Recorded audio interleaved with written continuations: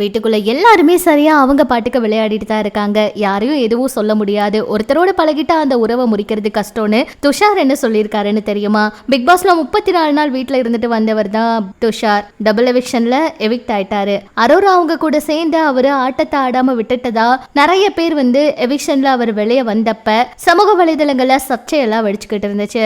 இந்த நிலையில அவர் ஒரு பேட்டி கொடுத்திருக்காரு பிரபலமான பத்திரிகையில. அதுல அவரு நிறைய விஷயங்கள் பேசியிருக்காரு. அதுல துஷார் அவங்க கிட்ட நிறைய கேள்விகள் கேட்டிருக்காங்க.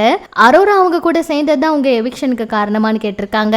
இல்லங்க, அப்படிலாம் நான் நினைக்கல. நிறைய பேரு நிறைய விதமா பேசுறாங்க. நாங்க ரொம்ப நேர்மையா நட்பா தான் பழகிட்டு இருந்தோம். பிக் பாஸ் வீட்டுல மனம் விட்டு பேச நல்ல நட்பு வேணுங்க. அது நட்பு தான் அரோரா. அதை தாண்டி எங்களுக்கு இல்ல எதுவுமே கிடையாதுங்க. அதை தப்பா நினைச்சுக்கிட்டா ஒன்றும் பண்ண முடியாது. அவங்கனால நான் எவிக்ஷன் ஆகலன்னு சொன்னாரு. வெளியில நம்மள வேற மாதிரி பாப்பாங்கன்னு நம்ம 2 பேரும் கொஞ்ச நாள்ல தனித்தனியா விளையாட ஆரம்பிக்கலாம்னு சொல்லி ஆரம்பிச்சோம். விஜய் சேதுபதி சார் கூட நிறைய ஹிண்ட் எல்லாம் கொடுத்தாரு. ஆனா ஒருத்தரோட பழகிட்டா அந்த உறவை முறிக்கிறது ரொம்ப கஷ்டங்க. நாங்க நல்ல நட்போடு தான் இருந்தோம். ஆனா பாக்குறவங்க அதை தப்பா புரிஞ்சுக்கிட்டு தேவையில்லாம பேசினாங்க.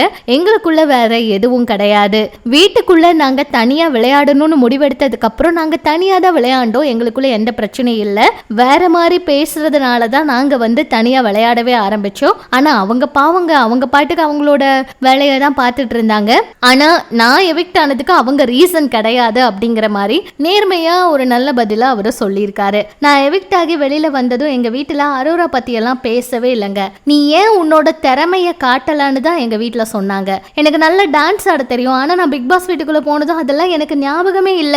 என்னோட திறமைய காட்டாம விட்டதுதான் நான் எவிக்ட் ஆனதுக்கு காரணம் அப்படின்னு சொல்லி துஷார் அவரு ரொம்ப மனம் விட்டு வெளிப்படையா பேசியிருந்தாரு. இந்த மாதிரி வெளியே வர ஒவ்வொருத்தருமே ஒவ்வொரு விஷயங்கள் ரொம்ப மனம் விட்டு நான் இப்படி நடந்துக்கிட்டேன், என் மேல தப்பு இருக்கு, அதை நான் மாத்திக்கணும், அதை நான் இதுக்காக செய்யல அப்படிங்கறத அவங்களே அக்செப்ட் பண்ணிக்கிட்டு பேசுறாங்க. ஆனா திவாகர் அவரெல்லாம் வீட்டை விட்டு வெளியே வந்தா இந்த விஷயங்கள் எல்லாம் பார்த்துட்டு என்ன சொல்லுவாரோ அப்படிங்கிற மாதிரி தான் தோணுச்சு. திவாகர் அவர் கண்டிப்பா வெளியே வந்ததுக்கு அப்புறமா கண்டிப்பா என்ன வெளியே அனுப்பாததுக்கு காரணமே என்னோட டிஆர்பி. அதாவது நான் வீட்டுக்குள்ள இருந்தா சேனலுக்கு டிஆர்பி அதிகமாகும். ஏன்னா எனக்கு அவ்வளோ ஃபேன்ஸ் இருக்காங்க அப்படிங்கிற மாதிரி தான் பேசுவாருன்னு எதிர்பார்ப்பு இருக்கு.